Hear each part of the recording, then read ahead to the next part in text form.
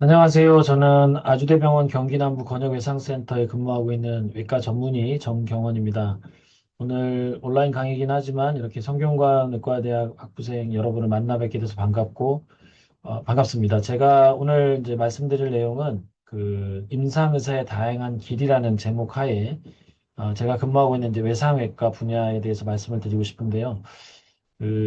제가 소개하는 그 슬라이드에서도 보시다시피 저는 외과 전문의이지만 그래서 보통의 외과 의사라면 이제 병원에서 수술실에서 환자를 수술하고 병동에서 치료하고 하는 그 일이 주된 업무가 될 것인데 그 업무를 넘어서서 저희가 외상센터에서 제가 외상센터장을 맡고 있어서 외상 환자를 진료하는 어떤 체계를 세워가고 있고 특히 거기를 넘어서서 또 지역에 그 경기도 외상체계 지원단이라는 조직에 이제 단장을 맡고 있는데 그 지역 조직 하에 지역 외상 체계 구축에 좀 그 일들을 하고 있는데 오늘 이제 임상 의사로서 여러 다양한 길이 있을 수 있는데 그 중에서도 제가 지금 종사하고 있는 외상외과 분야 그리고 외상센터, 외상 체계 구축과 관련된 내용을 좀 약 1시간 동안 소개하려고 합니다. 말씀드렸다시피 이 배경 설명 뒤에 외상 센터, 외상 시스템, 향후 방향 순으로 발표를 하도록 하겠습니다. 배경 설명을 먼저 하면 최근 일이죠. 지금 6월 말이니까 불과 한 2달, 3달 전에 응급실 뺑뺑이, 요즘은 이제 응급실 뺑뺑이라는 말보다는 응급실 미수용이라는 말을 쓰자는 이제 이야기들이 있긴 한데 그 임산부가 적절한 병원을 적절한 시간에 찾지 못해서 적절하게 이송이 되지 못해서 그 태아가 사망하는 일들이 있었습니다. 사실 산모도 위험할 뻔했죠.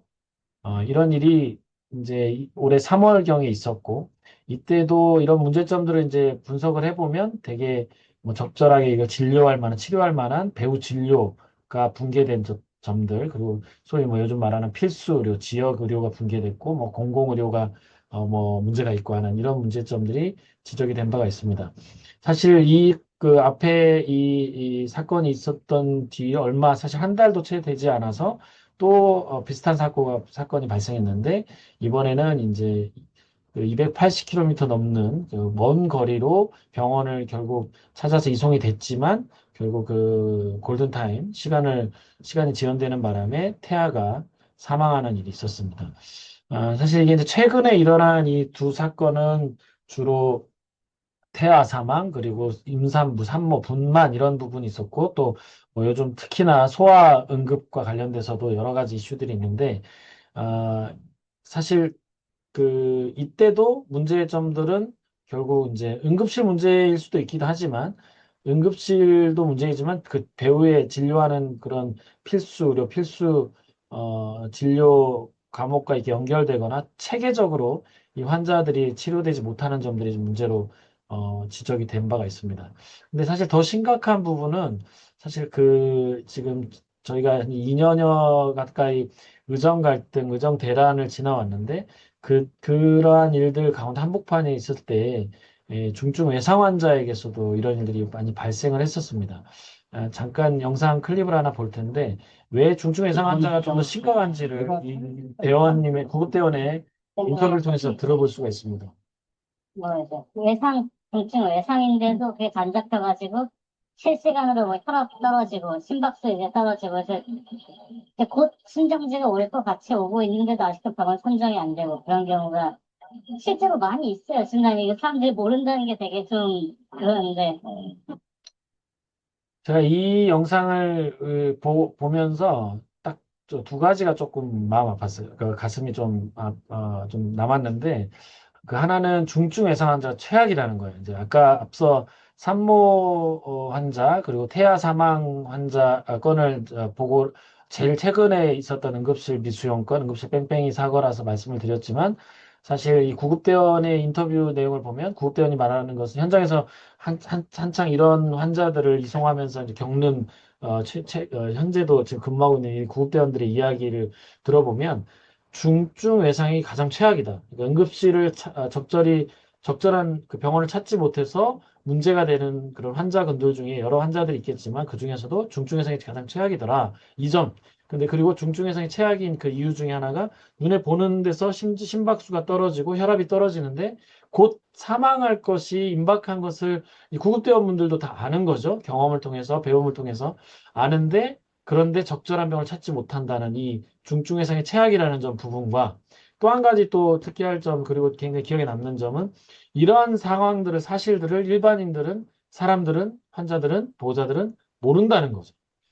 어, 왜 그런 거 하니? 이런 환자들이 적절한 병원을 찾지 못해서 길바닥에서 사망을 하면 그냥 죽을 만한 환자였기 때문에 사망했겠거니 이렇게 여겨질 수도 있고 반대로 어떻게든 어렵사리 병원을 찾아서 치료를 받고 나서 생활을 하거나 생활을 하게 되면 그럴 만한 손상은 아니었다. 그리고 한번 좀 위험한 일을 잠깐 겪은 거 정도로만 또 치부될 수가 있다는 점이죠. 이 중증 외상이 특히나 이 삶과 죽음의 경계가 굉장히 어떻게 보면 멀지 않으면서 그 순간적인 그 시간의 여유가 없는 이런 특징들을 갖고 있는데 이런 일들 때문에 좀 이 구급대원이 이렇게 보고를 하는 것 같습니다.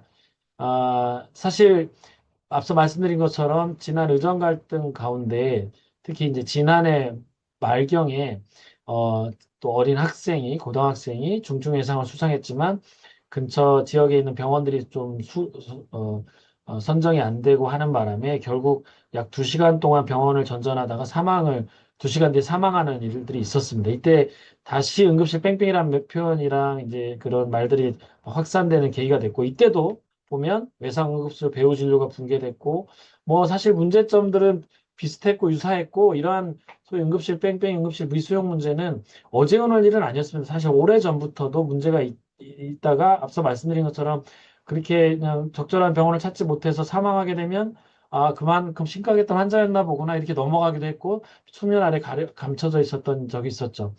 사실 앞선 이 2015년 10월에 이 17세 학생이 사망했던 건도 굉장히 저희 외상 분야, 외상 체계 상에서는 굉장히 큰 이슈였는데 이로부터 불과 얼마 되지 않아서 한 달도 채 되지 않아서 또 60대 여성이 중증 외상을 입었지만 여러 병원을 수용했으나 선정이 안 되고 결국 사망했던 이 사실 사례는 지금 오늘 영상까지는 제가 담지는 않았지만 뭐 뉴스에 나오기로는 이 여성이 사고 순간은 의식이 멀쩡하고 아프다고 굉장히 막 소리를 치는 그리고 불과 근거리에 병원들이 많이 있었고 구급대원들은 사고 현장까지 사실 5분도 안 걸려서 도착해서 응급처치 후에 병원들을 여기도 되어 있지만 뭐 87분 동안 1시간 반 가까이 30번 가까운 그 연락을 취했지만 결국 거절당해서 결국은 사망하는. 그러니까 처음에 현장에서 여성분이 의식이 있었고 아프다는 표현을 할 정도면 사실은 저희 외상 분야에 있어서는 살 수 있는 예방이 가능했던 상황인데 결국은 사망하게 되는. 그래서 이거를 이제 뒤에 말씀드리겠지만 예방 가능 외상 사망 사례라고 볼 수 있는 것이죠. 이런 문제, 이 사례들도 마찬가지로 지방의 중증 응급의료 공백, 그리고, 하여튼 응급의료 체계에 문제가 있지 않나, 이런 지적들이 됐던 사례가 되겠습니다. 네, 앞에 좀 사례들을 좀 조금 장황하게 설명을 드렸는데, 이러한 사례들, 적절한 병원을 찾지 못해서, 적절하게 이송되지 못하고, 적절한 시간 안에 치료를 받지 못해서 사망하는 이런 일들이 이제 발생을 해서 사망하게 되면 이거를 예방 가능했던 사망이지 않냐 이런 용어를 썼고 특히나 이게 외상 환자에게 중증 외상 환자에게 발생하면 preventable trauma death 예방 가능 외상 사망이라고 저희가 말을 할 수 있을 것입니다. 그래서 근데 이러한 예방 가능 외상 사망이 특히나 다른 응급 질환보다 더 좀 심각하다고 여겨졌는데 뒤에 설명하겠습니다. 예를 들어서 응급실에서 주로 사망하는 주요 사망 원인 중에 심근경색이랄지 심혈관 그리고 뇌졸중과 같은 뇌출혈과 같은 뇌혈관 질환 다음으로 빈도는 그 심혈관 질환에 비해서 덜할 수 있겠지만 중증 외상 환자 같은 경우는 더 많은 비율의 환자들이 더 병원을 찾지 못해서 적절한 치료를 받지 못해 사망하는 일이 우리나라에 더 흔했는데 그 비율이 2000년 이전만 하더라도 거의 절반에 육박할 정도로 이게 굉장히 심각한 수치죠. 1년에 외상 사망으로 저희가 적게는 10,000명에서 많게는 약 3만 명 사망한다고 우리가 가늠하게 되는데 그 적게 잡아서 10,000명이 사망한다 하더라도 그 중에 약 5천 명 1년에 살 수 있는데 죽어가고 있었단 말이죠. 이게 2000년대 들어서서 약간 개선이 된 듯 하지만 여전히 30% 이상이 살 수 있는데, 그러면 1년에 3, 4천 명의 그 환자들이 살 수 있는데 죽어가는 일이 2000년대에까지도 이런 일들이 일어나고 있었다. 이게 이제 우리나라가 경제적으로는 하이 인컴 컨트리로 이 경제적으로 선진국에 들어선 지가 꽤 오래됐지만 사실 여전히 특히 외상 사망률에 있어서는 예방 가능 외상 사망 그리고 뒤에 설명할 외상 체계나 이런 부분에 있어서는 여전히 로어 인컴, 미들 인컴, 저개발 국가랄까요? 이런 국가에 머물러 있었다. 이런 문제점들이 계속 지적이 된 바가 있었습니다. 자, 이 문제를 어떻게 풀어야 되느냐 했을 때 이미 선진국들 그리고 여러 나라에서는 앞선 연구들이 있었고 앞선 경험들이 있었는데 노하우들이 쌓여 있었는데 이 최근에 나왔던 이 시스테마틱 리뷰 메타 아나리시스 논문을 참고하면 이 외상 시스템을 잘 구비하면 그리고 인클루시브 포괄적인 디자인의 외상 시스템 구축하면 사망률을 낮출 수 있더라. 이 뒷부분에 아마 설명을 또 하도록 하겠습니다. 그리고 이 외상 시스템이 성숙하면 할수록 더욱 사망률을 떨어뜨릴 수 있더라. 그렇다면 다시 말하면 예방 가능 프리벤터럴 트라우마 데스 레이트를 감소시키려는 솔루션은 인클루시브 트라우마 시스템을 구축하고 그 외상 시스템을 머추어시키는 것이 필요하겠다. 아, 저희 외상외과 의사들이 보는 뭐 꼭 외상외과 의사들이 아니더라도 외과 의사들은 혹은 사실 여러분들 같은 의과대학 학생들도 이제 미국이나 뭐 유럽이나 하여튼 선진국들에서 보는 그 외과 교과서에도 이런 내용들이 다 기술이 되어 있는데 이 외상 학 교과서에 보면 외상 시스템이라는 것들이 어떤 것인지 이렇게 정의가 되어 있습니다. 이 외상 환자들을 잘 미닝풀한 리커버리를 극대화하기 위해서 여러 요소들을 제공하는 오거나이즈드 된, 잘 조직화된 어떤 접근 방식이 잘 되어 있는 지역이 있더라. 근데 그 지역에 이러한 오거나이즈드 어프로치 방식을 외상 시스템이라고 부르고, 사실 이 정의 자체는 뭐, 오히려 쉬운 말을 어렵게 설명하는지 모르겠는데, 사실 그 말보다 제가 이제 사실 이 외상학 교과서를 보면서 뼈아프게 읽게 되는 부여가 요겁니다. 이 지역에 따라서 이 외상 시스템이 잘 갖추어진 곳과 그렇지 않은 곳에 따라서 외상 환자의 아웃컴, 사망률, 생존율이 달라진다는 거죠.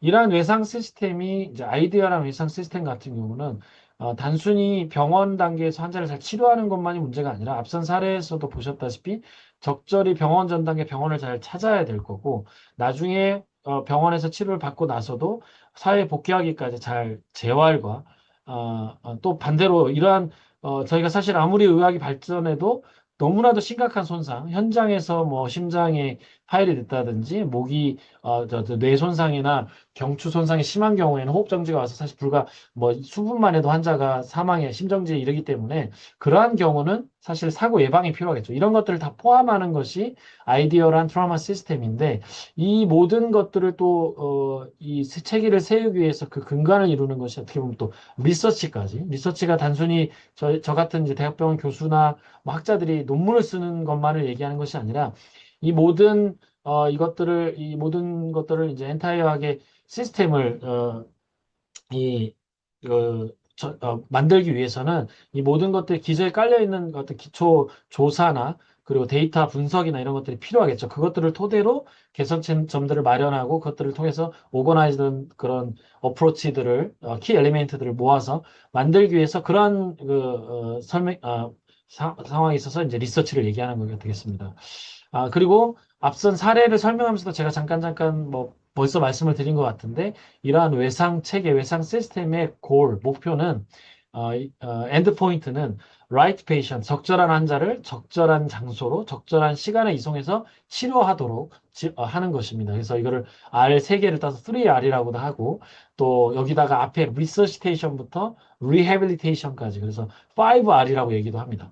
어쨌든 이 점이 이렇게 표현하는 것이 어떻게 보면 굉장히 간단한 표현일 수 있고 뭐 막연한 표현일 수도 있지만 또 한편으로 말하면 이렇게 이 부분들을 잘 해낸다면 어, 아까 소개했던 그런 예방 가능 외상 사망은 이제 일어나지 않는 일이 되겠죠. 그래서 이 개념들을 외상 체계나 응급의료 체계를 공부하거나 향후에 이제 여러분들이 의과대 학생으로서 혹은 의사가 되어서 이제 우리나라 의료 환경에서 앞으로 의사로서 일을 함에 있어서는 이런 개념들을 좀 특히 응급의료 체계 쪽에서는 가지고 있으면 좋을 것 같습니다.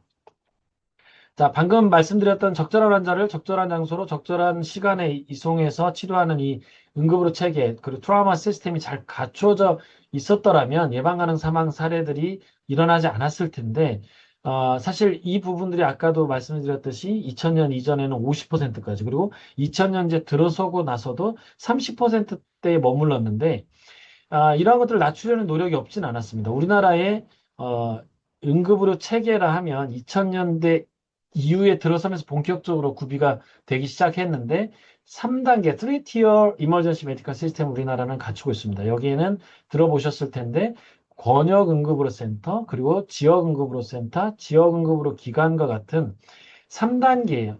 이 부분들을 이제 거꾸로 가까운 작은 병원을 이제 근거리에 있는 연고지 병원들이겠죠. 로컬 병원을 1차 응급의료 기관이라고 보통 부르고, 그 다음에 2차, 그리고 최종적으로 가장 큰, 가장 높은 퀄리티의 케어를 제공하는 것을 3차 의료기관이라고, 응급의료기관이라고 할 겁니다. 그래서 우리나라는 이 체계를 지역응급의료 기관, 로컬 이머전시 메디컬 인스티튜션, 그리고 지역응급의료 센터, 권역응급의료 센터로 이루어져 있는데, 이 3단계 응급의료 체계, 3티어 응급의료 체계를 구축하기 위해서도 우리나라가 2000년대 이후에 특히나 많은 자금이 투입이 됐고 많은 노력이 있었습니다. 그래서 이러한 노력들 덕분에 사실은 심근경색이랄지 뇌종중 뇌출혈 이런 환자들의 그리고 심정지, 단순 이제 질병으로 인한 심정지 환자들에 대한 어떤 그 사망률은 많이 감소하고 좋아진 부분이 있었습니다. 하지만 외상 사망률 같은 경우는 30%대까지 감소했다가도 더 이상 감소하지 않는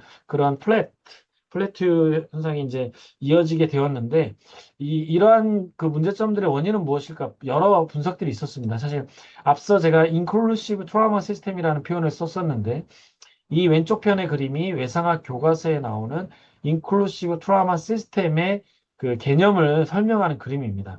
여기 보시면 이 마이너 모더레이트 시비어 크리티컬은 그 환자 중증도에 따른 외상 환자의 중증도에 따른 환자군을 보여주는 것이고 이게 환자 수를 나타내는 것인데 당연하게도 경한 환자, 단순히 뭐 손가락이 좀 열상됐다든지 두피에 뭐 라서레이션이 있는 뭐 단순한 아니면 발목을 뭐 부딪혀서 삐었다든지 다쳤다든지 하는 단순 경증 외상 환자는 굉장히 그 수가 많은 반면에 중증으로 갈수록 수는 적지만 사실 이 중증으로 갈수록 시간적인 여유가 없고 환자에게는 동시다발적으로 여러 자원이 투입되어야만 살 수 있는 그런 중증 외상 환자. 이 부분들은 여러분들 임상 어, 그 과목들을 배우면서 아마 배운 바가 있을 것입니다. 그래서 이런 상황에 있는데 그럼에도 많은 수의 경증 외상부터 중증 외상 환자까지 이 모든 중증도에 있는 환자들이 어쨌든 그 중증도에 따라서 그 적절한 환자 분류가 되어져야 되고 그 분류된 환자들이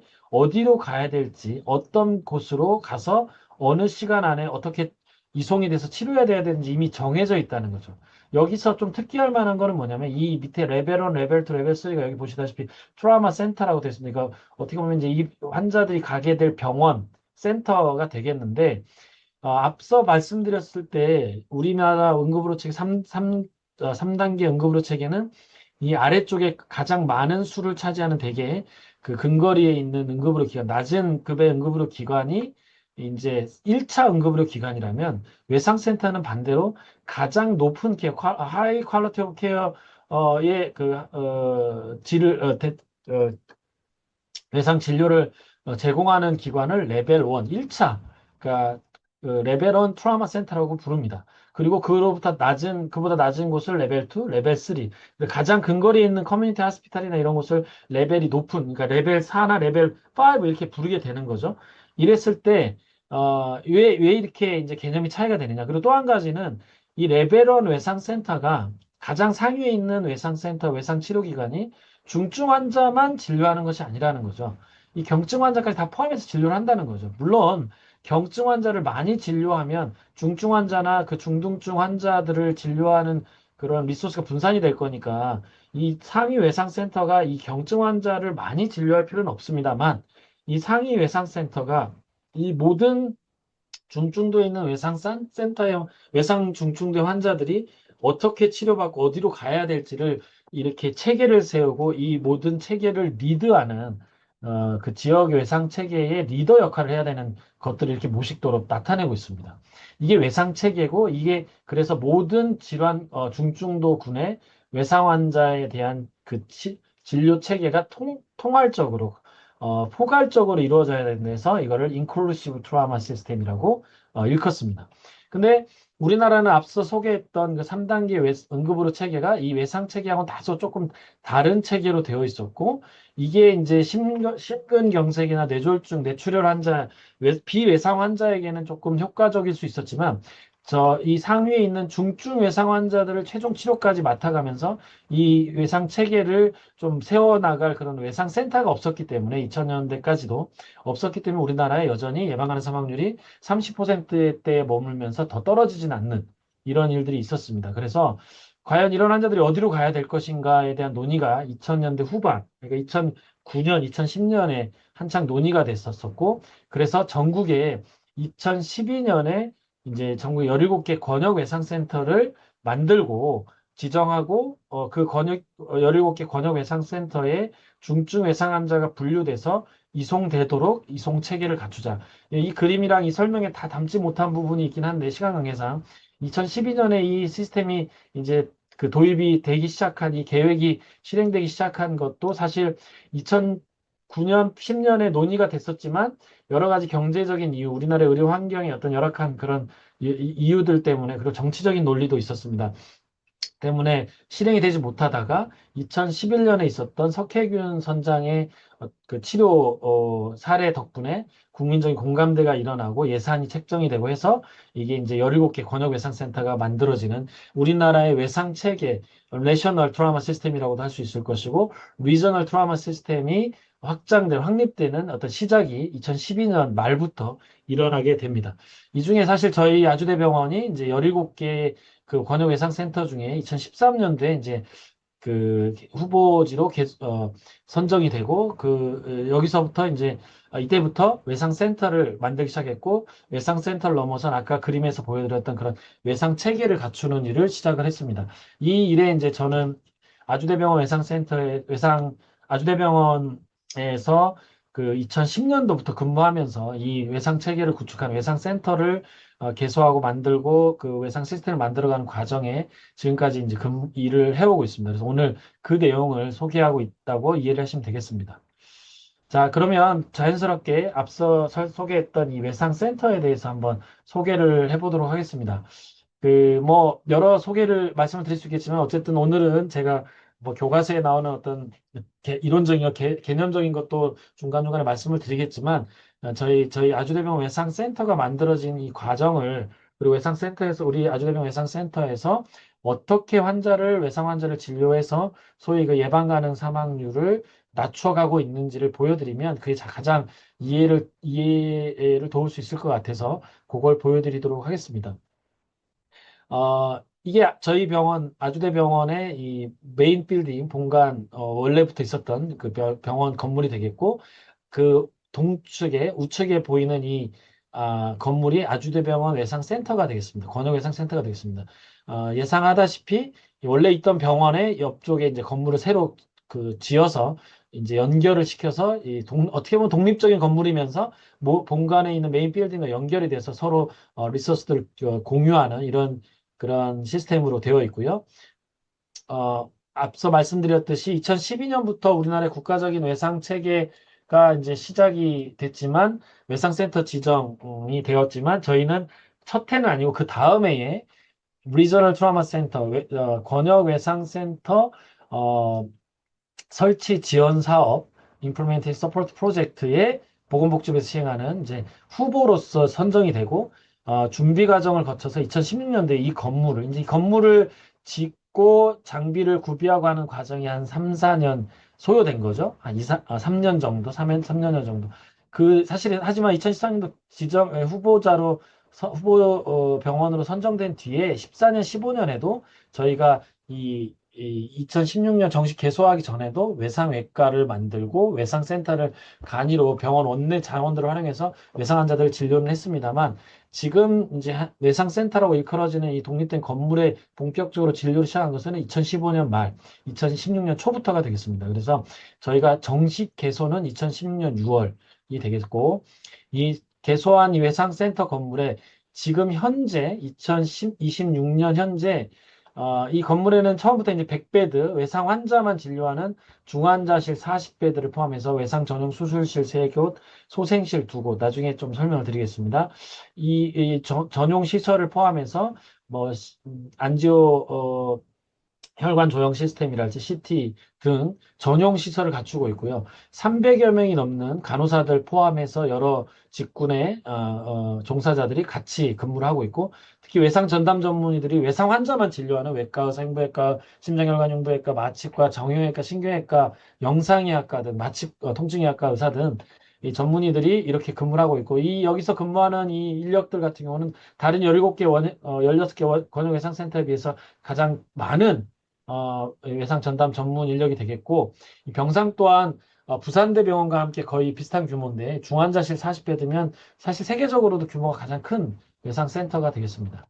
저희 아주대병원 외상센터에 외상 진료 시스템을 좀 소개를 하면, 다른 센터와 다르게 조금 더 적극적으로 임하는 부분이, 이게 이제 임상의사, 같은 외과 의사, 외상외과 의사라 하더라도 조금 다양한 다른 길을 가는 부분 중에 하나라고 해서 이 부분도 소개를 하는데요. 저희가 병원 단계에서만 환자를 치료하는데 머물러 있지 않고 병원 전 단계에 환자를 케어하는데 좀 더 적극적으로 임하고 있는데, 구급대원과 한라인을 통해서 연락을 취하고, 받고, 사고 현장에서 연락을 직접 받아서 환자 수용 여부를 결정하고, 저희가 중증 외상 환자 같은 경우는 헬기 이송까지 해가면서, 이제 헬기에 직접 외과 의사들이 탑승을 해서 의료진 탑승, 피지션 스텝 헬리콥터 이머전시 메디컬 시스템을 통해서, 병원 전 단계에 더 환자 가까이, 구급대원에게 가까이 가서 환자를 인계받고, 이송 과정 중에도 위송 중에도 환자를 진료하는 이러한 시스템을 갖추고 있고요. 병원 단계에 와서도 기존의 외과 의사 같으면 이제 응급실에 환자가 내원하면 응급실에 근무하는 뭐 전공의 쌤이랄지 아니면 응급의학과 선생님들이 보고 저희를 콜해서 우리가 온콜 대기하다가 환자를 진료한다면 지금 저희 외상센터 같은 경우는 응급실을 문을 지킨다 그래서 게이트키핑이라고 그러는데 이제 외상 소생실에 항상 환자가 오기 전에 대기하고 있으면서 환자를 진료하고 여러 다양한 직제에 있는 전문의들 간호사 그리고 방사선사 포함해서 여러 직군에 있는 인원들과 협력해서 멀타이 디스플리너리, 사이뮬테이니어스리 동시다발적으로 다학제 진료를 하는 그리고 이러한 진료 과정을 철저한 QI 프로그램, PIPS라고도 하는데요. Performance Improvement and Patient Safety 환자 진료가 안전하게 잘 케어가 될 수 있도록 이 QI 프로그램들을 통해서 이러한 모든 외상 환자의 케어를 병원 단계 케어를 또 병원 전 단계까지 이렇게 관리하고 있다. 이 부분이 조금 보통의 임상 의사들이 걷는 길에 비해서 조금 더 확장된 그런 일들을 하고 있지 않나 제가 감히 소개를 드리고 있습니다. 자, 저희 병원의 메인 빌딩 옥상에 헬기장이 있고요. 헬리패드가 있고 지상에 헬리패드가 있습니다. 지금 현재는 공사 중이긴 한데 그래서 우리 외상센터에 환자가 오는 그 경로, 이송 경로는 크게 두 가지인데 헬기를 통해서 항공 이송을 통해서 오거나 육로로 그라운드 앰뷸런스로 오거나 이렇게 내원하게 되고 사실은 육로가 됐든 항공이 됐든 굉장히 그 급한 그 중증도의 급한 환자 같은 경우 수술이 바로 필요하다면 사실 응급실이나 소생실을 거치지 않고 바로 수술방으로 가는 그런 이송 경로 체계도 갖추고 있습니다.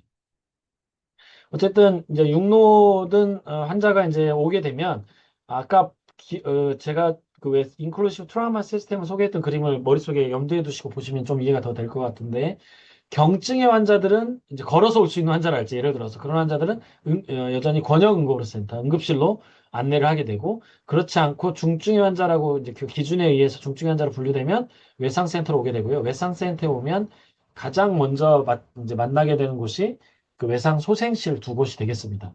이 외상 소생실이 저희한테는 굉장히 이제 기존의 다른 그 응급 응급실이나 응급으로 체계하에 있었던 그 치료 시설과 좀 다르게 디자인하고 세팅했던 곳이 되겠고, 지금 현재 17개 권역 외상센터 중에도 이렇게 이제 외상소생실을 따로 독립적으로 이렇게 게이트키핑하면서 운영하는 곳이 많지 않은데, 그런 부분에 있어서 좀 차이를 뒀고, 이 부분이 예방 가능 외상 사망률을 좀 더 효율적으로 감소시킬 수 있는 모델이라고 저는 생각을 하고 믿고, 이 시스템을 계속 지금 확장해 나가고 있다고 하겠습니다. 외상 시스템 안에, 외상 소생실 안에 전경이 되겠는데요. 이렇게 이 외상 소생실은 이제 미국에 있는 저희가 UCSD, 샌디에고에 있는 그 캘리포니아 주립대학교 그 외상 센터, 샌디에고 외상 센터의 그 모델을 조금 저희가 벤치마킹을 많이 했는데, 이곳에 외상 환자가 내원을 하면 동시 엑스레이 촬영과 모든 간단한 시술과 수술이 같이 이루어질 수 있는 이 한 곳에서 이루어질 수 있는 어떤 그런 공간을 이 외상 소생실에 이제 모두 인클루전해서 구비를 했고, 여기에 이제 시계를 설치를 해서 이 모든 환자에게 처치되어지는 것들을 시간을 재면서 질 관리, 퀄리티 오브 케어, 퀄리티 임프루먼트, 퍼포먼스 임프루먼트를 해 나가고 있습니다. 어, 사실 전국에 있는 특히 권역 응급의료 센터, 제일 상위에 있는 응급의료 기관이죠. 그리고 권역 외상센터에는 이제 한라인들을 이렇게 운영을 하고 있습니다. 최소 2개의 전화 유선, 무선 그 회선을 가지고 구급대원들로부터 이렇게 다른 응급의료 기관으로부터 환자 이송 요청을 이렇게 받고 통신하게 되는데, 이 부분을 저희가 따로 이렇게 다른 전화는 절대 할 수 없는 전화를 이렇게 유지하고 있고, 거기에 더해서 이 전화를 이 기존의 밑에서부터 병원을 이렇게 거쳐오는 것이 아니라, 그리고 어 제일 이제 경험이 적거나 이제 주니어 의사들이 먼저 연락을 받고 이것들을 위에 상위 의사들에게 콜을 해서 이렇게 불러내리는 시스템이 아니라 탑다운 방식이죠. 제일 상위에 있는 의사결정을 할 수 있는 의사들이 직접 외상전담 전문의가 직접 전화를 받고, 소생실에서 이 연락이 안 될 때 소생실에서 간호사가 받되, 같은 원칙하에 전화를 받아서 전화를 여러 통 하지 않아도 외상 환자가 내원해서 빨리 치료를 받을 수 있도록 이런 체계를 갖추고 있고요. 외상 환자를 중증도를 분류하고 하는 이런 기준들은 이미 확립된 바가 있고, 이 짧은 시간이 많이 없기 때문에 짧은 시간 안에 주요한 정보만 받아서 공유를 하며, 항상 이 실제 환자를 기다리고 있는 장면인데, 헬기 이송되는 환자를 받기 위해서 벌써 여기만 해도 5명의 의료진들이 지금 기다리고 있는 것들을 볼 수 있겠습니다.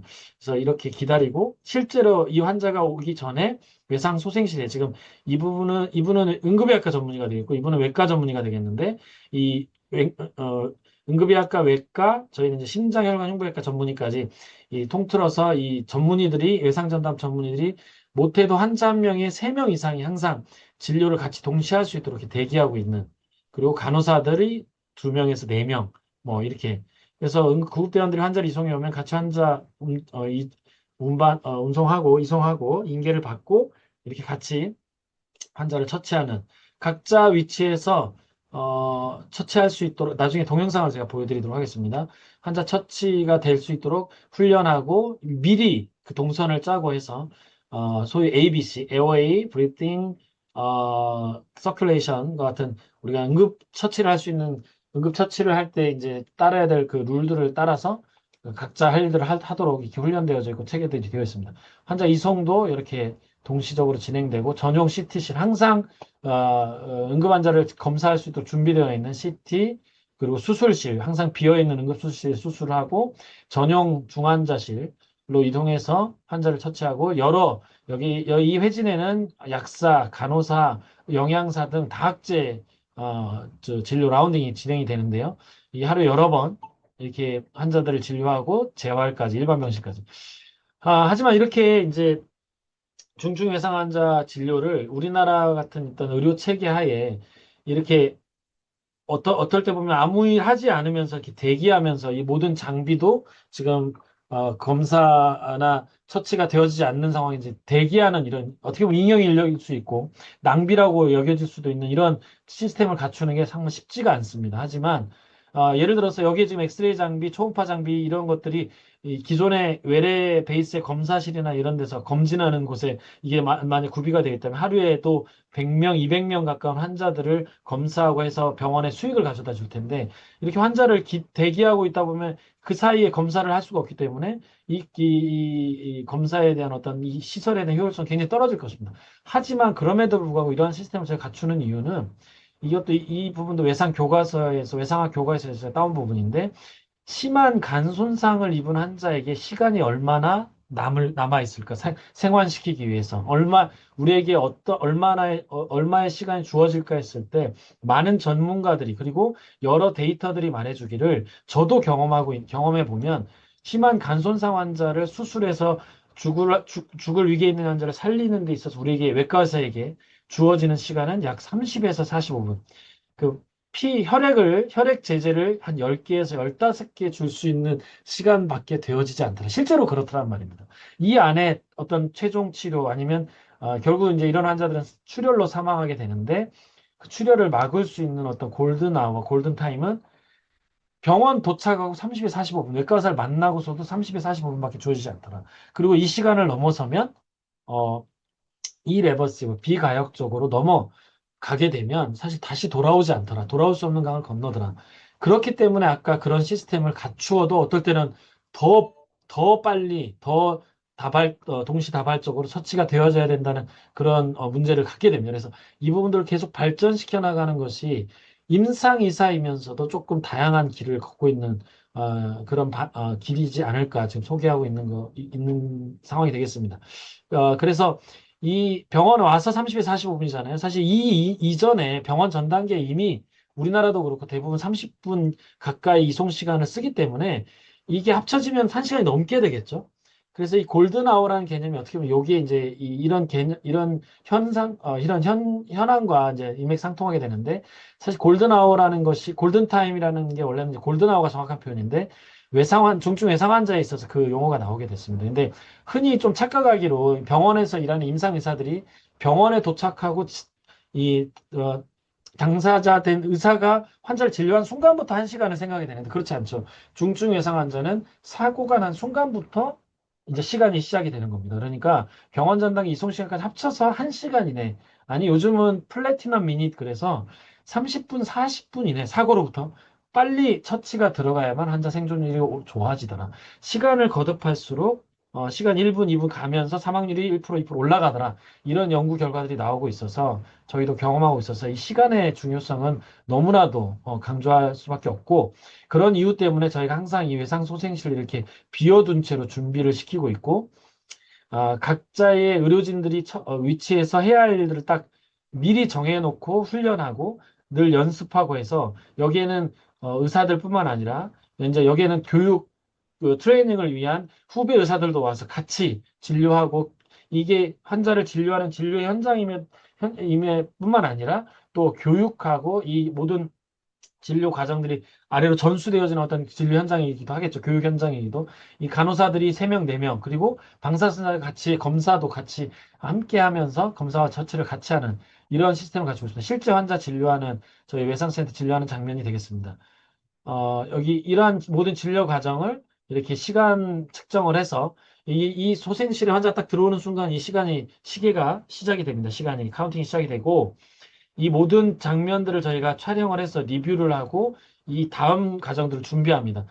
좀 더 개선하기 위해서 우리가 리뷰하고 또 시간 데이터들을 자꾸 모으고 관리해서 좀 더 효율적으로 환자가 처치되는 것들이 어떤 것이 있을까? 장비와 시설, 인력들을 어떻게 배치하고 보충할까? 이러한 일들을 반복해 하고 있습니다. 이게 이제 질 관리이기도 하죠. 이렇게 하고 있고 그러다 보니까 그런 그 노력 중의 일환으로 저희가 이제 중증 외상 환자는 출혈이 그 사망에 이르는 주요한 원인이고 저희가 시간적인 처치가 빠른 처치가 필요한 이유 중에 하나인데 그렇기 때문에 이전에 혈액원에 가서 혈액을 가져오는 시간조차도 환자가 기다려주지 않는 이런 시간적인 여유를 좀 줄이기 위해서 시간적인 그런 손실을 줄이기 위해서 저희가 우리나라에 처음으로 외국에는 이미 확립된 부분이 있겠지만 그 혈액 제제를 외상 소생실에 가져다 두고 환자가 내원했을 때 필요하면 바로 수혈을 할 수 있는 시스템 이런 것들을 갖추고 있었고 이 수혈도 대량의 수혈이 자동으로 진행될 수 있도록 대량 수혈 프로토콜을 확립하고 계속 업그레이드 해가면서 이 부분들을 적용해 가고 있습니다. 그래서 요즘은 자동적으로 이 모든 처치가 이루어지도록 저희가 지금 되어지고 있는데, 최근에 환자 처치했던 그 사례를 이렇게 저희가 이제 교육 목적으로, 그리고 특히 대량 수혈이 되어지는 과정을 좀 안내하기 위해서 우리가 만든 동영상인데, 한번 보시면 저희 그 외상 소생실에서 환자가 처치되어지는 장면을 보실 수 있을 것입니다. 여러분들이 이제 기존의 병원의 응급실에서는 환자 처치, 기존 응급실에서 했던 환자 처치하고 조금 다른 그런 상황을 보실 수 있을 겁니다. 환자가 내원했을 때 이미 내원하기 전에 의료진들이 대기하고 있었고, 이 환자 같은 경우는 양쪽 다리가 크러싱돼서 절단되는 사고를 당해서 오셨는데, 초기 혈압이 90, 80도 안 되는 굉장히 심각한 출혈성 쇼크 환자였고, 이 환자에게 바로 대량 수혈이 결정이 되고, 특수 장비들을 통해서 혈액이 순간적으로 많이 공급이 될 수 있도록 수혈을 하면서 굵은 혈관을 동시에 잡고, 소위 ABC가 진행이 되는 거죠. 진행이 되면서 또, 그, 대량 수혈을 진행하면서 혈액 응고 검사도 해서 추가적인 어떤 처치들이 필요한지를 검사하면서 동시에 혈압을 너무 높지 않게 또 유지하는 이런 원칙들이 있는데, 유지하면서 수술방으로 이동하는 이 과정이 총 불과 30분도 걸리지 않는 이러한 시스템들을 제가 갖추고 있습니다. 그래서 사실 이 소생실 안에서는 모든 처치가 이루어지고 안정화되기까지 맥시멈 1시간을 넘지 않도록 저희가 질관리를 하고 있고, 최근에는 보통 30에서 45분 안에 모든 처치가 마무리되도록 지금 진행이 되고 있습니다. 이렇게 이제 F1 경주에서 자동차가 그 경주차가 이 팀원들한테 딱 들어오면 이분들이 정비사들이 동시적으로 타이어를 교체하고 정비를 하는 것들이 불과 몇 초 만에 이루어지는 것은 각자의 그 위치에서 일들을 동시적으로 할 수 있는 훈련과 이 시스템을 갖추었기 때문이라고 생각합니다. 그래서 이러한 시스템을 갖추기 위해서 저희가 외상 소생실 안에서는 이런 노력들을 하고 있고, 이러한 이러한 그 시스템을 갖추고 나서 저희가 이제 이 부분은 지금부터 제가 말씀드리는 일부 부분은 조금 너무 저희 외상센터의 그런 성적이나 이런 부분들을 조금 자랑하는 것처럼 좀 들릴 수는 있겠지만, 어쨌든 이 임상의사가 하고 있는 좀 다양한 길 중에 하나가 이런 부분도 있구나 하는 부분에서 좀 이해를 부탁드리겠습니다. 이러한 시스템을 갖추고 저희가 외상센터를 2015년 말 2016년부터 운영을 하고 있는데, 해를 거듭할수록 중증 외상 환자, 내원하는 중증 외상 환자 건수가 늘어나고 있고요.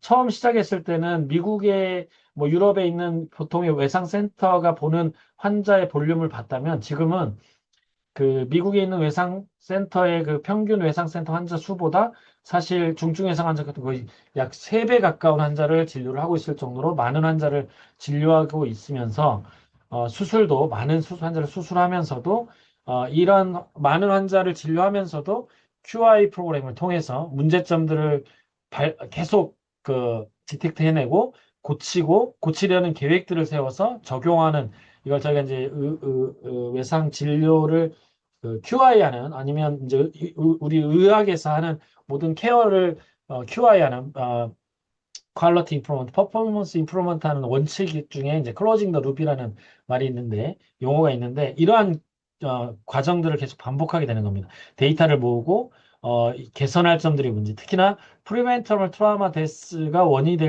그 원인이 되는 부분들이 무엇인지를 아이덴티피케이션해서 프리벤터럴 팩터를 조사하고 평가하고 분석해서 커렉티브 액션 플랜을 만들고 적용하고, 데이터를 또 모아서 분석하고, 이러한 과정들을 거침으로 인해서 저희가 반복해서 목표를 세우고, 문제점들이 뭔지, 왜 환자들이 사망하는데 프리벤터블 테라피에서 원인이 뭔지, 초기에는 출혈 때문에 죽더라, 외상성 뇌손상이나 CNS 인저리 때문에 죽더라, 후기에는 합병증, 폐혈증이 와서 죽더라, 이런 것들을 분석해서 어떻게 해야 되겠다, 이런 과정들을 거쳤고, 저희가 여러 이제 조직 체계 하에 저희가 병원 원내에 병원 안에 속해 있기도 하지만, 이 외상센터 안에 여러 질 관리를 위한 부서들, 그리고 외상 전담 조직들, 그리고 외상 간호팀 여러 다른 부서들과 협력해서 이 일들을 하고 있고요. 여러 미팅들을 통해서 사실 이 부분도 임상의사가 외과 의사가 수술실에서 수술만 하는 것이 아니라 여러 의료진들을 여러 팀원들을 하나로 묶어서 코디네이션하고 리딩하는 배를 운항하는 선장처럼 비행기를 운항하는 기장처럼 이런 역할들을 같이 해나가는 거죠. 여기에는 의료진들이 이 여러 다양한 직제 속에 있는 부서에 있는 의료진들을 한 곳에 모아서 토의하고 개선점들을 이렇게 찾아내고 적용하고 하는 데는 다수의 반복적인 미팅 그리고 컨퍼런스 논의 그리고 그것들을 다시 점검하는 이런 모임들이 필수적인데요. 이런 과정들을 하는 것들을 끊이지 않게 하고 있고요. 아까 말씀드렸듯이 질과를 통해서 하고 있는데 외상 소생실은 어, 의사 송생실 안에서는 1시간 내에 처치가 되도록 저희가 질 관리를 하고 있고 또 수혈 같은 경우는 환자 도착부터 이상이 15분 내에 수혈이 되도록 그리고 수술실까지 출혈하는 환자는 1시간 내에 수술을 시작하도록 하자. 그리고 개두술은 뭐 4시간 내에 하도록 하자. 이렇게 질 관리를 하고 있고요. 보시면 이 외상 소생실에서 최근에 여러 시술들을 이렇게 시행하고 있고 이 부분이 단순히 시술 자체만이 또 임상의사가 해야 될 일이 아니라 이것들을 관리하고 데이터를 분석해서 또한 여기에 이제 후배 의사들 또 젊은 우리 저 인턴 전공의들 또 학생들이 와서 실습하면서 배우고 실제로 같이 또 시술들을 하는 어떤 교육의 터전이 또 되기도 하고 있습니다. 하기도 하고 있습니다. 그래서 여기 최근에 이런 과정 가운데 저희가 이제 새롭게 좀 적용한 사례들을 한번 보여드리면 원래 통상적으로 중증 외상 환자를 처치하는 데 있어서는 저희가 이제 응급 환자를 처치할 때 ABC 앞서도 말했지만 에어의 기도를 확보하고 호흡을 보조하고 그다음에 서큘레이션 순환 IV 플루이드를 주고 수혈을 한다든지 지혈을 한다든지 하는 서큘레이션 요 순서로 보통 처치가 이루어지는 게 보통이었는데 기본적인 개념이었는데 최근에 저희가 환자를 처치하다 보니까 어떨 때는 환자가 그 의식이 없고 환자 쇼크 상태에 빠진다 하더라도 기도 확보보다는 어떨 때는 환자의 혈압을 먼저 유지하고 그 순환 보조를 우선적으로 하는 것이 환자의 예후를 더 좋게 하더라는 어떤 그런 경험들, 데이터들이 모여지는 그런 과정을 거쳐서 저희가 이러한 결과들을 보고하게 됐는데요. 이전에 그 기존의 컨벤셔널한 어떤 어프로치 방식으로 했을 때와 그보다는 에어웨이 인투베이션이나 이런 호흡 보조 앞서서 트랜스퓨전 혹은 지혈 과정을 먼저 조금 시작을 했을 때 이 결과가 어땠을까 비교했을 때 오히려 인투베이션보다는 기도 삭감보다는 혈압이 낮은 쇼크 환자에 있어서 혈압을 올리고 그 수혈을 통해서 그 순환 보조를 먼저 했을 때 더 좋은 환자 치료 성적을 보이더라 하는 것들을 저희가 이제 그 발견을 해서 이런 부분들을 지금 이제 우리 외상학 분야에 있어서는 굉장히 이제 저명한 저널에 발표도 하고 저희가 이런 부분들을 좀 선도적으로 지금 또 적용하고 이렇게 하고 있습니다. 그리고 이러한 과정들이 사실 이제 쌓이다 보니까 저희가 최근에 전국에 있는 데이터들을 좀 가지고 조사를 해보니까 아주대병원 외상센터에 와서 치료했을 때와 아까 말씀드렸던 그 외상센터가 아닌 기존의 응급의료 체계하에 있는 응급의료 센터, 응급실에 가서 치료한 환자들을 중증도를 보정해서 비교해 보니까 중증 외상 환자들이 아주대병원 외상센터로 왔을 때 다른 데로에서 치료받았을 때보다 다른 응급의료 기관에 치료받았을 때보다 사망률이 60%, 64% 감소하더라. 가장 이 강의의 초기에 제가 소개해드렸던 그 페이퍼 기억하시는지 모르겠습니다. 외상 시스템을 갖추니까 사망비가 0.7 정도로 떨어지더라. 그리고 외상 시스템이 성숙하니까 성숙해지면서 셀수록 0.7로 떨어지더라. 이거 기억하실 겁니다. 그런 것처럼 저희도 이제 외상센터가 생겨나서 자리를 잡아가니 외상센터에 가서 치료를 받았더니 사망비가 떨어지고 특히 심한 쇼크 환자, 앞에 제가 소개했던 그러한 결과들이 쌓이면서 그러한 시스템들이 효과를 발휘하면서 절반 이하까지 성적이 떨어지더라. 사망률이 떨어지더라. 이러한 결과들을 나타내고 있습니다. 그래서 이러한 점들을 저희가 이제 여러 과정들을 통해서 검증을 반복해서 하고 있고, 그래서 퍼포먼스, 질 관리들을 해서 이런 결과들도 발표하고 이것들을 발표뿐만 아니라 계속 적용을 하고 있는데, 이 부분들은 사실 저희가 자체로 우리의 데이터를 가지고 우리가 자체 검증한 부분이 있으니까 어떻게 보면 좀 객관성이 떨어질 수도 있을 것입니다. 그러다 보니 저희가 이 부분들을 저희 자체적으로만 않고 저희가 처음에 외상센터를 만들 때에 아까 앞서 말씀드렸듯이 미국에 있는 외상 체계를 조금 많이 벤치마킹해서 본따서 만든 부분이 있는데 거꾸로 지금 우리가 현재 상황이 처음에 시작했던 그때는 분명히 저희가 그분들보다 못한 상황이 시작이 됐지만 지금 현재는 그들과의 어떤 퀄리티 오브 케어가 어떤 수준에 와 있는지를 좀 비교해 보고자 하는 욕심이 있었고 또 한편으로 우리가 현재 일때 이렇게 질 관리를 자체를 하고 있지만 좀 더 개선이 필요한 어떤 부분들이 있지 않을까 하는 측면에서 저희가 미국 외과학회에서 하는 트라우마 퀄리티 임프루먼트 프로그램, TQIP이라고 부르는 이 TQIP 프로그램에 저희가 이 부분도 이제 우리나라 외상센터들 중에서는 최초이면서 현재로서는 유일한데 가입을 하고 데이터들을 전환해서 보내고 이 미국에 있는 500여 개 넘는 이제 가입은 850여 개 돼 있는데요. 저희 외상센터와 급이 비슷한 외상센터들은 약 500여 개 외상센터와 함께 이 프로그램에 가입이 돼서 벤치마킹 리포트를 저희가 이제 서로 쉐어하고 받게 되는데 이 부분들을 통해서 저희가 비교를 해보니까 이게 2021년 초반부에 받았던 리포트인데요. 이 코로나 상황이었음에도 불구하고 이때 미국에 있는 500여 개 외상센터와 비교를 해보니 저희도 이 처음 리포트를 받고 굉장히 놀랐는데 앞선 그런 시스템들을 구비해서 이제 2016년에 개소했고 2021년이면 약 6년, 7년이 되어가는 시점이지 않습니까?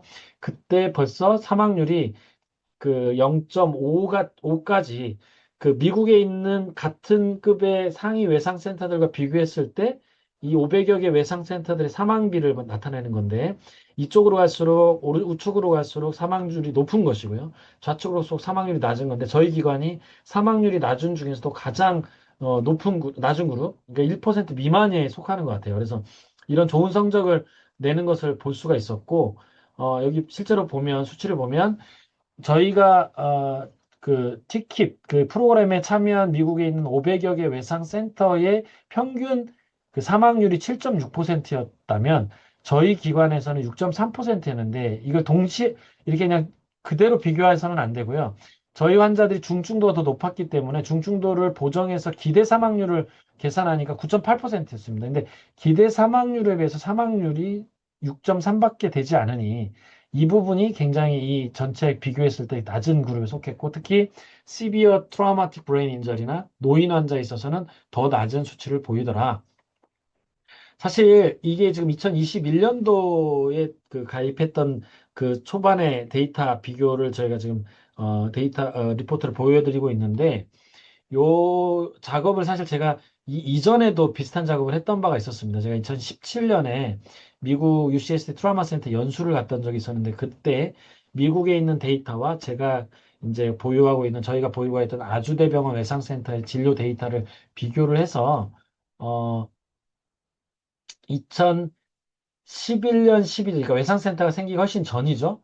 그때의 데이터와 미국에 있는 외상센터들 데이터를 비교하고 그리고 외상센터가 막 생겨나기 시작했던 15, 16년 데이터와 미국에 있는 2013년, 14년 비슷한 시기의 데이터들을 비교했을 때 아까 그 ACS 티킵 프로그램의 그 벤치마킹 리포트에서 시행하는 그 중증도 보정한 사망률 비교랑 어떻게 보면 유사한 방식인데요. 비교를 해본 바가 있었는데 이때 보시면 2011년, 12년 외상센터가 생기기 전에는 사망비가 오즈 레이쇼가 1.8배였습니다. 이 말은 미국에 있는 평균의 외상센터들에서 치료받으면 다시 한번 기억을 상기시키면 그 외상화 교과서의 외상 시스템을 설명할 때 지역마다 외상 환자의 치료 성적이 다르다고 나와 있지 않았습니까? 그랬을 때 똑같은 중증도의 손상을 입었을 때 미국에 있는 외상센터의 치료를 받으면 2011년, 12년에는 1.8배, 그러니까 미국에 있는 외상센터보다 똑같은 중증도 환자가 치료를 받았을 때 아주대병원에서 치료를 받으면 1.8배의 사망률이 나오더란 말입니다. 그렇게 연관이 되더란 말이죠. 하지만 2015, 16년이 되면서 외상센터 막 시작할 쯤이 되면서는 이 비율이 떨어져서 1.1까지, 그러니까 거의 비슷한데 약간 높은 사망률을 보이는 통계적으로는 이제 이 유사한 사망비까지 떨어졌던 거죠. 그러면 2011년에 12년에서 이 정도, 15년, 16년은 이 정도면 아까 보여드렸던 2021년까지 이제 비교를 하다 보면 이런 그래프가 나오게 되겠죠. 완전히 동일한 방식의 비교는 아니지만 유사하게 중증도를 보정한 사망률을 비교해 보면 저희가 미국에 있는 외상센터들보다 처음 출발점은 시작은 그들보다 환자 진료도 적게 했었고 수도 적었고 여러 가지 시스템이 미비한 점이 있었지만 그래서 사망률이 높았지만 중간에 외상센터가 만들어지기 시작하면서 전후로 저희가 질 관리를 통해서 여러 노력들을 통하고 우리나라에 맞는 시스템들을 구축하다 보니 사망률이 떨어져서 2020년 이후에는 이제 그들보다도 낮은 좋은 성적들을 보이고 있더라. 이렇게 되어졌습니다. 자, 그러면 아주대병원 외상센터에 이런 성적들을 보이는 것들, 보인다면, 어떤 이제 가설이 세워지냐면, 우리나라에서 발생하는, 우리 지역, 제가 아주대병원 경기남부 권역외상센터 커버해야 될 그 지역에 있는 환자들이 모두 잘 분류돼서 빠른 시간 안에 아주대병원 권역외상센터로만 이송이 된다면, 예방하는 사망률은 절반 이하로, 미국보다 더 빨리 좋은 그런 성적으로 떨어지지 않을까, 좋아지지 않을까, 이런 생각을 할 수 있겠잖아요. 이것들을 하는 일이 이제 외상센터에 치료받는 것들을 지역에 있는 지역까지 확장해서 더 포괄적으로 넓혀가는 이게 외상 시스템이라고 할 수 있을 것입니다. 자, 앞서 말씀드렸듯이 전국에 17개 권역외상센터가 세워졌는데 경기도는 다른 지역보다 인구가 많고 지역이 넓고 하기 때문에 2개의 외상센터가 세워져 있습니다. 저희 남부에는 아주대병원, 북부에는 의정부 성모병원인데 지금 이제 제가 남부 얘기를 먼저 하면 남부는 인구가 900만에서 1000만이 살고 있습니다. 그래서 아주대병원 외상센터에만 이송되는 환자들만 치료가 잘 돼서는 우리 경기 남부 지역의 모든 환자들이 치료 성적이 좋아지는 건 아니기 때문에 이 체계적으로 조금 이것들을 확장하고 집중하고 해야 될 필요가 있어서 선도적으로 2019년에 경기도 지역외상체계 관리 지원에 관한 조례를 제정을 했고 이 조례 하에 외상체계 지원단이라는 걸 만들었습니다. 제가 앞서 제 소개를 할 때 외상센터 센터장도 맡고 있지만 지역 외상 체계 지원단을 맡고 있다고 했습니다. 단장을 맡고 있다 했는데 제가 이 지원단 단장을 2020년부터 맡고 있습니다. 그래서 이 지원단에서는 아까 말씀드렸던 그 예방 가능 사망 우리나라가 2010년 초반까지만 해도 30%가 넘던 2000년도 이전에는 50%가 넘던 그 예방 가능 사망률이 외상센터들이 생겨지면서 감소는 하였지만 이게 외상센터로만 감소하는 것이 아니라 그 지역에 있는 모든 환자에게 이 시스템이 확장되고 적용되어서 확산되어서 예방하는 사망률을 더 낮추어 5% 미만까지 낮추는 걸 목표로 그냥 제로가 목표겠죠. 어떤 방식으로 조사를 먼저 하고 리서치, 어세스먼트를 해서 문제점들이 뭔지를 발견하고 이것들을 통해서 기반으로 정책을 개발하고 제언을 하고 이것들을 또 커렉티브 액션 플랜을 만들어서 실증 적용하고 다시 조사하고 개발하고 이러한 과정을 거쳐서 이 내용들이 사실 뭐 새로운 내용이 아니라 이미 선진국들이 하고 있던 부분들을 지금 적용해서 경기도에 맞는 지역에 맞는 외상 체계를 구축하고자 하고 있습니다. 여기에 이런 조직을 통해서 하고 있고 제가 말씀드린 단장을 맡고 있고요. 세 개의 팀에 6명의 이제 그 경기도에 조례를 만들고 재정적 지원에 기반이 되었고 재정을 좀 지원을 받아서 연구원들과 함께 그리고 여기에는 저와 같은 외상외과 의료진들이 이제 어떻게 보면 임상일 이외에 엑스트라로 더 이것들을 하는 거죠. 이 일을 진행하면서 일을 하고 있고요. 이런 사업들 하고 있습니다.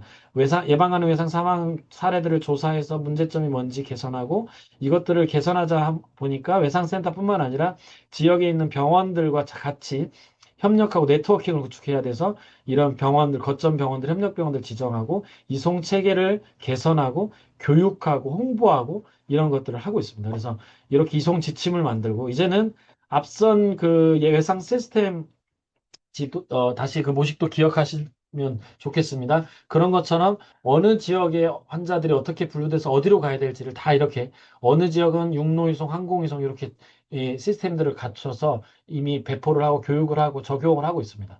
그래서 이런 그림이 이제 저희도 나오고 있고 적용하고 있는데요.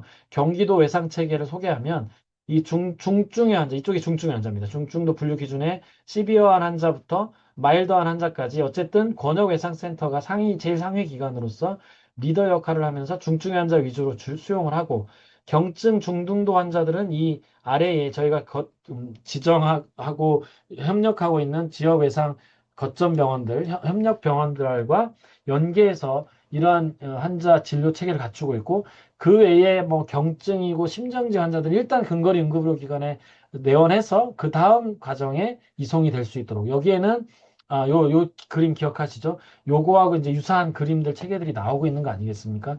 그래서 요런 체계 1단계, 2단계 환자는 권역외상센터로 어쨌든 중증 환자들이 이송을 하되 거리가 좀 멀게 되면 항공이송, 헬기 이송 이게 우리나라 이제 경기도 그 지역 여건과 맞물려서 불가피한 조치인데요.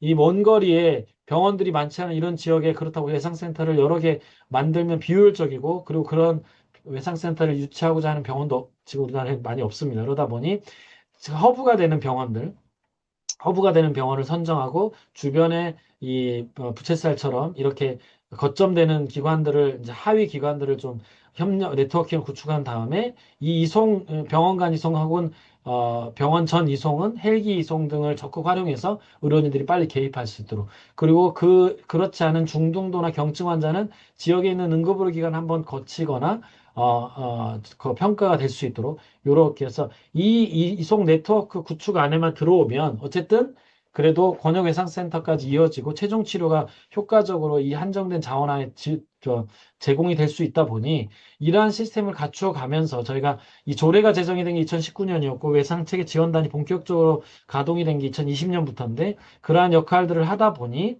그러한 이제 롤들을 하다 보니 전국에 있는 예방 가능 사망률이 전국에 17개 외상센터가 생겨지고 각 지역에도 이런 노력들이 더해져서 예방 가능 사망률이 가장 마지막 측정했던 2023년에 9.1%까지 떨어졌는데 이 과정에 있어서 경기도는 같은 방식으로 측정했을 때 항상 이 전국 조사치보다 낮은 수치를 먼저 달성했고 지난 마지막 조사에서는 6.8%까지 떨어졌습니다. 그래서 이제 5% 미만 목표를 곧 달성할 것으로 생각이 됩니다. 앞서 저희가 외상 시스템을 그 벤치마킹했던 샌디에고 지역 외상센터, 샌디에고 지역의 예방 가능 사망률이 사실 2000년에서 2014년, 2000년대 초반입니다. 2.4%를 이미 달성하고 지금 최근에는 거의 제로에 가까운데, 그리고 선진국들은 5% 미만에 지금 이르고 있는데, 우리나라는 아직도 많이 좋아지고는 있지만 9%까지 지금 나타나고 있습니다. 근데 이게 2023년이잖아요. 2024년, 25년 의정 갈등 겪으면서 다시 약간 올라가지 않았을까 우려하고 있습니다. 저희 경기도 지역은 이보다 더 좀 노력해서 지금 아주대병원 경기남부 권역외상센터로만 이송이 되면 예방하는 사망률이 2에서 3%대를 나타내고 있습니다. 그렇다면 이 갭을 줄이는 거는 더 중증 환자를 잘 분류해서 빠른 시간 안에 외상센터로 이송할 환자를 이송하고 그렇지 않은 환자들은 주변의 응급의료 기관에서 조금 같이 협력해서 환자를 커버할 수 있는 이 포괄적인 체계를 더 갖추는 공고히 하는 이런 시스템을 갖춰야 될 것입니다. 그래서 향후에는 자 미국 외상 UCSD 트라우마 센터 전경이 있는데요. 이때 앞서도 설명드렸지만 제가 2017년에 이제 연수 가서 조사해 보니까 예방하는 사망률이 2.4%였습니다. 이 건들도 주로 2000년대, 2000년, 2001년 초기에 일어났던 사례들입니다.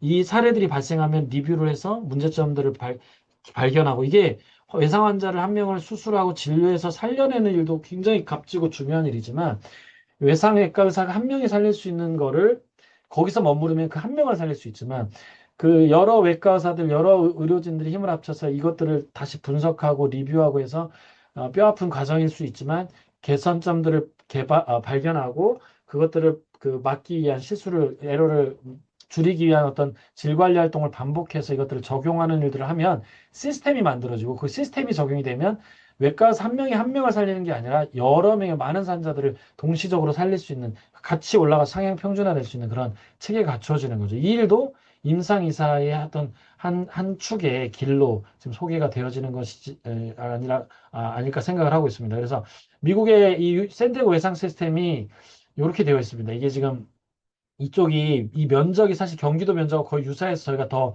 집중하게 되는 부분이 있는데 이 샌디에고 이 카운티 이 지도인데요. 여기에 이 지역을 5개로 나누어서 5개의 성인 외상센터, 하나의 소아 외상센터가 이렇게 환자를, 여기도 마찬가지입니다. 항상 환자 오기 전에 미리 연락을 받고 기다리고 준비하고 환자 받을 그 공간을 비워두고, 환자를 의료진들이 대기하고 있다가 진료하고 있고, 이 지도를 보면 이쪽은 굉장히 좀 좁은 지역을 커버하고 이쪽은 넓은 지역을 커버하는 것 같지만 사실 자세히 보면 인구수 기준으로, 왜냐하면 외상 환자는 사람이 많이 있는 곳일수록 많이 발생하니까, 많은 사람들이 이동하고 일하고 할수록 많이 발생하니까 인구수 기준으로 외상 센터들을 커버할 지역들을 할당하고, 이 캐치먼트 에어리어를 이제 할당하고, 대신에 이쪽 지역은 인구는 많이 살지만 도로가 발달되어 있지 않은 사막 지역, 이런 지역은 항공이송을 통해서 환자를 이송하고, 이쪽은 도로가 발달되어 있으니까 육로이송을 기반으로 해서 환자를 이송하는 이런 체계를 갖추고 있어요.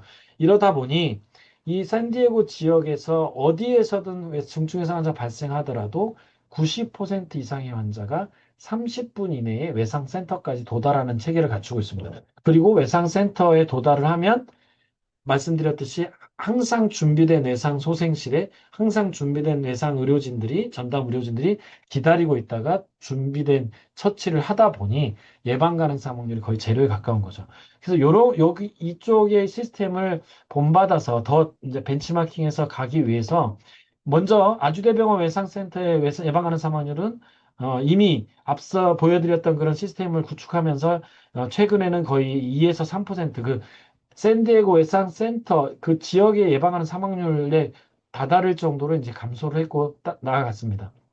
이르렀습니다. 그러면 반복된 얘기일 수 있는데, 이 아주대병원 외상센터의 이 모델이 이 지역에까지 확산되도록, 그리고 반대로 중증 외상 환자들이 원거리에 있을지라도 외상센터로 좀 효과적으로 빨리만 이송이 된다면 이런 혜택들이 이제 확장될 수 있지 않겠습니까? 그래서 권역 외상센터는 이 병상이나 인력들을 더 배치하고 해서, 그리고 외상 진료의 질을 높이고 해서 환자들을 더 많이 수용할 수 있도록 노력하고, 119 소방 구조 구급에서는 이런 환자들을 잘 효과적으로 빨리 이송할 수 있도록 헬기 이송 등을 같이 활용해서 이송할 수 있도록 하고, 지역 병원들이 이 부분을 같이 네트워킹해서 이 체계하에 들어오시도록, 그리고 커버하는 지역들을, 영역들을 넓혀가면 이 일들이 되어질 것이라고 생각합니다. 그래서 저희가 이제 외상 체계를 이렇게 지금 구축해 가고 있고요. 이러한 과정을 하다 보니까 외상센터가 생기기 이전에 2016년만 해도, 이전만 해도 우리 지역에서, 경기 남부 지역에서 발생하는 중증 외상 환자의 한 30%도 제가 수용하지 못하고 커버하지 못했다면, 지금은 최근에 조사를 보면 60% 이상까지 이제 커버하기에 이르렀습니다. 근데 앞으로 한 2, 30%, 3, 40%를 더 커버할 일이 남아 있는 거죠. 이를 위해서는 아주대병원, 근데 문제는 이러다 보니 처음에 저희가 외상센터를 만들었을 때의 그 예상보다는 더 많은 환자들을 커버해야 될 어떤 데이터들을 보게 되겠고, 실제로도 지금 현장에서 병상이 부족해서 계속 외상센터 병상이 부족해서 중증 외상 환자를 수용할 수 없다, 수용 불가 상황이 자꾸 반복되고 있습니다. 그래서 우리 외상센터 수용이 안 되면 다른 곳으로, 위에서 다른 외상센터 혹은 다른 기관으로도 일단 가세요 하는 게 바이패스인데, 이런 바이패스 상황이 너무 반복되고 있어서 저희가 우리 외상센터 병상이 아까 100병상이 전국 최대임에도 불구하고 더 늘리려는 어떤 계획을 가지고 있고, 이 계획을 이제 복지부의 승인하에 지금 진행을 하고 있겠습니다. 그래서 여기에 지금 기존에 있는 병원과 의과대학 사이에 병상을 더 넓혀서 이제 연결해서 병상을 더 확장해서 좀 더 많은 환자를 수용하려고 하고 있고, 여기에는 아까 그 외상소생실을 2개 있는 외상소생실을 더 넓혀서 여기에서 간단한 처치와 시술이 이루어지는데, 지금은 여기에 더해서 혈관 조형 색전술과 그리고 수술까지 이 같은 공간에서 동시에 그 한 테이블에서 이루어지도록 최첨단 시스템, 하이브리드 ER 시스템 적용해서, 이 환자는 침상에 누워 있고 이 엑스레이뿐만 아니라 CT까지 촬영하고 혈관 조형실 수술까지 한 곳에서 이루어질 수 있는 이런 소생실을 지금 갖추려고 계획하고 있습니다. 그래서 진행 중에 있고요. 헬기 이송 시간을 줄이고 좀 더 효과적으로 운영하기 위해서 이 이송 체계를 간단하게 간략화하고 손쉽게 이렇게 운영할 수 있도록 갖추었고, 지금 현재 적용 중에 있고, 헬기를 이륙시켜서 현장에 가는까지의 시간을 줄이고 더 효율적으로 하기 위해서 헬기를 병원 안에 근처에 이렇게 계류 시켜놓고 파킹해놓고 운영했던 시스템을 갖춘 적이 있었는데 최근에는 여기 헬기장을 공사하는 바람에 조금 지금 진행이 안 되는 부분이 있는데 이 부분을 다시 지금 진행을 하려고 하고 있습니다. 거기에 더해서 구급대원들이 이전 같았으면 사고 현장에서 신고가 들어오면 구급대원이 이제 119 안전센터에서 사고 현장에 가서 환자를 진료하고 저희한테 연락을 줬다면 지금은 119 구급대원들 일부가 저희 외상센터에 와서 같이 근무를 하면서 저희 외상 소생실 한켠에 이렇게 외상 경기도 소방 재난 상황실에 가면 볼 수 있는 이 신고 상황실이 상황 화면이 소방 내부망이 저희 안에 들어와 있습니다. 그래서 여기에 보면 사고가 어디에 나서 어떤 상황에 있는지를 볼 수가 있고요. 그리고 그 구급차가 출동하고 이동하는 경로가 다 보이고 신고 단계부터 신고하는 그 신고자의 그 여기 보면 친구가 엄청 높은 곳에 떨어졌다 이런 것처럼 신고 단계에서부터 벌써 이 출동 지령을 제가 같이 볼 수 있는 이런 체계까지 지금 갖추어서 지금 진행을 하고 있는 바가 있겠습니다. 그래서 요거는 이제 최근에 지금 한 두 달 전부터 시독이 된 적이 메디건 시스템이라고 이름 지었는데 거기에 더해서 최근 AI 많은 얘기들이 있는데 AI 기술과 같은 어떤 현대 과학 기술을 좀 접목시켜서 그 이전 같았으면 119 대원이 신고를 받고 그 현장에 환자를 진료하거나 저희한테 전화를 하면 저희가 아까 외상전담 전문의나 소생실 1인과 전화를 해서 두 양자 간의 통화를 해서 환자 정보를 교류하고 그 환자 정보를 받으면 받은 의료진은 그거를 일일이 뭐 손으로 적든지 아니면 타자를 쳐서 타이핑을 해서 저희가 이제 카톡을 많이 활용하는데 카톡이나 문자 메시지로 저희 공유를 했다면 지금은 이 전화가 오면 AI 기술을 활용해서 그리고 다자간 통화 체계를 구축을 해서 동시에 당직의 3명, 외상 소생실, 그리고 헬기 일을 이륙시키고 헬기 액티베이션, 헬기 햄스 시스템 액티베이션하는 그 운항 통제실까지 동시에 5명 이상의 의료진들이 동시에 전화를 받을 수 있는 다자간 통화 체계를 구축했고요. 이 전화 내용이 다 자동으로 녹취가 돼서 그 녹취된 내용으로부터 키워드 중심으로 이렇게 추출되는 여기에는 이제 약간 AI 기술이 활용이 된 거죠. 학습을 해서 이런 과정, 이 과정이 소방에서 들어오는 이 지령과 같이 멀지되고 접목되고 이 내용이 소방 상황실에서 구급차 이동되는 이 동선과 우리가 헬기를 띄우는 부분, 수술실이 준비되고 소생실이 준비되어지는 이런 모든 부분과 연결될 수 있는 통합적인 관제 시스템, 이 플랫폼을 저희가 구축을 하고 있고요. 사실 이런 일도 외과 의사로서 사실 수술하고 진료하는 일 이외에 익스트라로 어떻게 보면 이제 리서치 과정일 수도 있고요. 여기에 기술을 개발하고 실증하고 하는 이런 그 퀄리티 오브 케어를 더 개선하고자 하는 이런 일들을 지금 하고 있다. 이렇게 말씀을 드리겠습니다. 이제 좀 강의를 좀 마무리하도록 하겠습니다. 예상 시간보다 조금 더 걸린 것 같은데요. 외상외과 의사를 2008년이네요. 이 문헌이 나온 게 이제 저희 외상센터의 저희 전 센터장이셨던 이국종 교수님께서 이렇게 초기에 우리나라의 외상외과 의사라는 개념을 도입할 때 이렇게 정의한 바가 있습니다. 중증 외상 환자의 초기 치료와 중환자 치료뿐 아니라 보존적 전신 치료를 담당하면서 다른 임상과들이 수술하고 진료에 전념할 수 있도록 서로 협진하면서 코디네이션 역할도 하되 외과 의사 외과 의사로서 복부와 두개면 이 몸통에 주로 출혈 부위가 많이 발생하는 이 부분에 수술을 하는 이런 일을 하는 의사가 외상외과 의사다 정의를 했는데 이 부분이 적극 이 부분에 동의를 하고요. 근데 여기에 더해서 여기도 사실 외과 의사로서 하는 이 수술적 치료 이외에도 초기 치료, 소생술이죠. 그리고 이 초기 치료가 병원 전 단계까지 헬기 이송까지 현재 그리고 이 모든 이 과정을 관리하고 통제하고 하는 이 과정의 코디네이션도 해야 되고 리딩도 해야 되는 이런 과정을 아우르는 이게 이제 외상외과 의사의 확장된 임상의사이면서도 확장된 역할인 것 같고요. 이 외상외과도 그런 역할들까지 다 포함하는 영역으로 사실 이때보다도 더 저희가 지금 현재는 확장해 가는 것 같습니다. 여기에는 병원 전 단계 뭐 출동이나 이런 내용들이 없지 않습니까? 하지만 그리고 이 지역 외상 체계를 구축하는 이미 선진국에도 이 부분들이 앞서서 나간 부분들이 있는데 이제 그 길을 따라가면서 저희 또 나름대로의 맞춤형으로 진행을 하고 있는 것 같습니다. 다시 앞에 보여드렸던 슬라이드입니다. 외상 시스템은, 아이디어란 외상 시스템은 엔타이어 케어 컨티뉴움을 포함한다.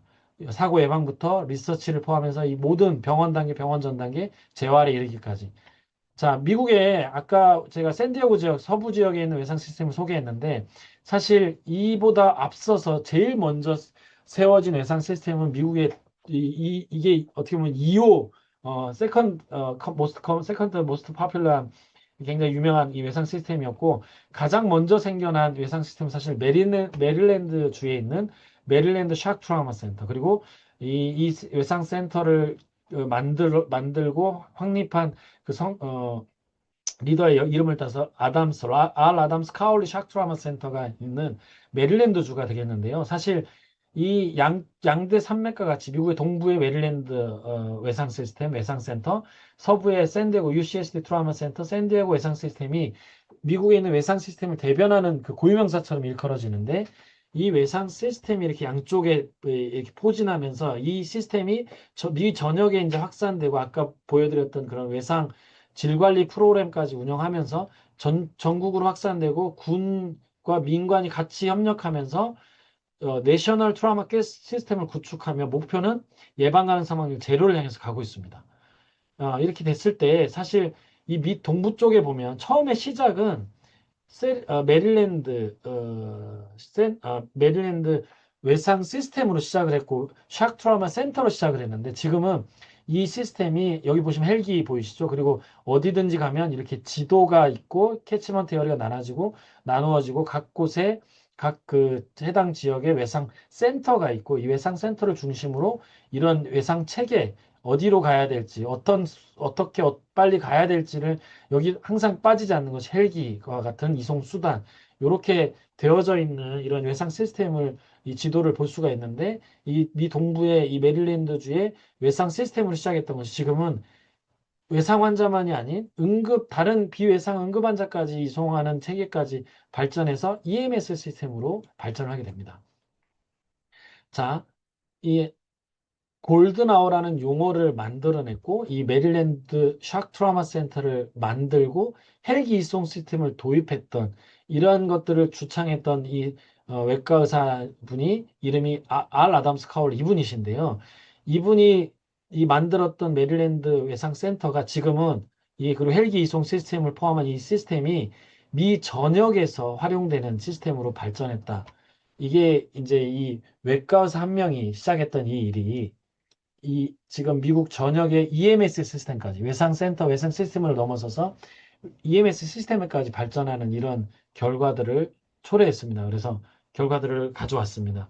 그래서 제가 오늘 이 강의를 마무리하면서는 이 얘기입니다. 외상 트라우마 아웃컴은 외상 시스템이 만들어지고 성장하면 개선이 될 것입니다. 그래서 외상 센터가 모여서 외상 시스템이 되는 것이고 계속해서 질 관리를 하고 질 개선을 향상을 통해서 이런 것들이 계속 이어져야 되고 이 가운데 있어서 외상외과 의사가 이 개개인의 환자를 소생시키고 중환자 치료를 하고 수술하고 하는 치료도 필요하지만 이 모든 과정을 리드하는 리더십의 한복판에 있고 이 모든 과정을 끊임없이 개선하려는 그리고 이것들을 시스테마틱하게 체계를 만들고 시스템을 세워가는 이런 역할을 하는 중요한 역할을 하는 분야가 또한 있다. 그래서 이게 이제 다른 제가 강의할 때 또 다뤘던 제목을 그대로 따왔는데요. The Evolving Role of Surgeons in Saving the Severely Injured. 심각한 중증 외상 환자를 생還시키기 위한 외과 의사의 영역이 확장이겠죠. 예, 진, 어, 진, 진화하고 있는 이런 말씀들을 드리고 있습니다. 그래서 더 이상 외상외과 의사가 수술하는 오퍼레이터로서만이 아니라 소생시키는 리서시테이셔니스트, 그리고 중환자 치료하는 인텐시비스트, 그리고 팀의 리더, 그리고 시스템 빌더로서까지 확장되어지는 이런 여러 다양한 길을 가고 있다 소개하고 있습니다. 그래서 오늘 강의는 여기까지 제가 이렇게 말씀드리고 마무리를 하도록 하겠습니다. 여러분들에게 도전합니다. 혹시라도 임상의사로서의 길을 앞으로 많은 분들이 걷게 될 텐데 꼭 임상이 아니더라도 혹은 임상의사의 길을 걸으면서도 환자의 생환들을 살리는, 환자의 생명을 살리는 이 의학의 본류에 대한 목적을 이루는 데 있어서는 꼭 환자를 진료하는 것만에 머무르지 않고 여러 영역에서 리더 역할, 그리고 시스템을 만들어가는 일들도 또한 이 의사로서 해야 된다. 이런 말씀을 드리면서 오늘 강의를 마치도록 하겠습니다. 어, 경청해 주셔서 감사드립니다.